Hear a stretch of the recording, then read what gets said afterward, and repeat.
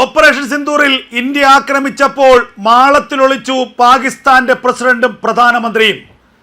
Pakistan president Asif Ali സർദാരിയും പ്രധാനമന്ത്രി ഷഹബാസ് ഷെരീഫും ബങ്കറിൽ ഒളിച്ചതിന്റെ തെളിവുകൾ പുറത്തു വന്നിരിക്കുന്നു.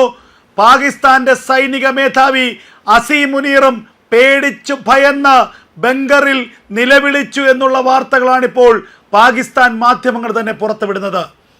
4 ദിവസം നീണ്ടുനിന്ന ഇന്ത്യയുടെ ഓപ്പറേഷൻ സിന്ദൂർ, ആ ഓപ്പറേഷൻ സിന്ദൂറിൽ പാകിസ്ഥാന്റെ രാഷ്ട്രീയ നേതൃത്വവും പാകിസ്ഥാന്റെ സൈനിക നേതൃത്വവും ബങ്കറുകൾക്കുള്ളിൽ അഭയം പ്രാപിച്ചു എന്നുള്ള വാർത്തകൾ പാകിസ്ഥാനിൽ തന്നെ പുറത്തു വരികയാണ്.